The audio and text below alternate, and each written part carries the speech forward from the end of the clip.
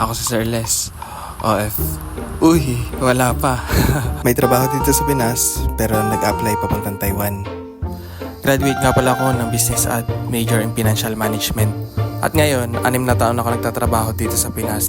Okay naman ang sahod pero, di ba, parang mas okay sa Taiwan. Haha. Kwento ko lang kung anong proseso ko na ginagawa sa pag-apply sa Taiwan. Take note, sa online lang ako nagpapasa ng aking resume. Una, kinuha ko lahat ng email ng bawat agency sa kanilang FB page. At alam nyo ba, sa 11 agency na pinasahan ko, isa lang ang nag-reply. At ito ang iQuest International located sa Malate. Nga pala, nakadalawang beses na ako mag-apply sa iQuest. Ang unang company ay Highwin. Dumaan ako sa kanilang initial screening na titingnan nila kung kumpleto ang iyong mga requirement. At kapag kumpleto ka sa requirements, mag-AI test ka, tapos pagpipilapin ka na nila ng application form para sa company na ina-applyan mo, tapos dadaan ka din sa physical test. Ang gagawin nyo doon, sa amin, pinaghiwalay kami ng munggo na pula at green. Pabilisan din maglusot ng sinulit sa karayom. Nagbuhat din kami ng bigas at pinag-push up. After nun, in-schedule kami para sa exam at interview. Pagkatapos nun, mga ilang araw magte-text sila kung ikaw ay selected sa interview. Na-select nila ako pero second priority.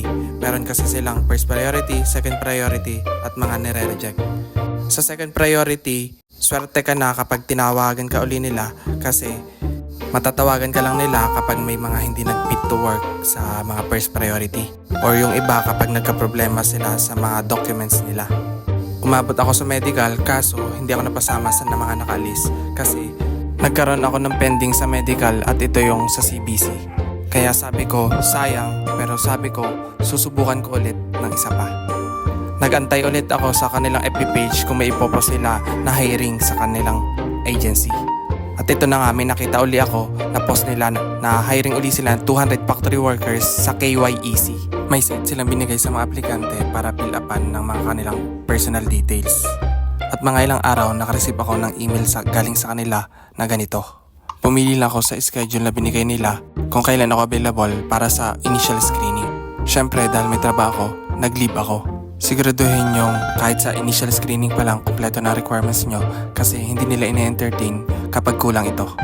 Pagtapos ng stage 1 ng checking ng documents, diretso na agad kayo sa stage 2 at ito ang physical test. Gaya na sinabi ko kanina, pagbubuhatin kayo, paghihiwalay ng magkaibang kulay na munggo, paglulusutin ng sinulit sa karayom. Pero syempre, depende ang physical test kung anong magiging trabaho mo sa iyong company.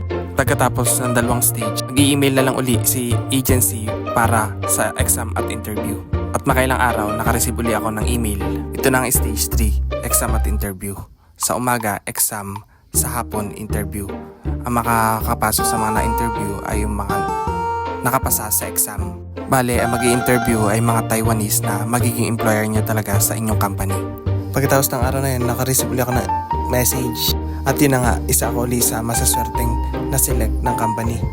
Noong una nga, hindi na ako maasa na masaselect ako kasi nasa 800 ata kami nag-interview. Kaya laking pasasalamat ko kay Lord at napili pa rin ako. Sa pag-apply talaga, kailangan matyaga ka. Maraming pagod, puyat at syempre, gastos. At ngayon, naghihintay na lang uli ako ng result ko sa aking medical. Kung ano man ang maging resulta, itutuloy ko ang aking nasimulan. Kaya samahan niyo ako sa susunod kong journey. Yun lamang.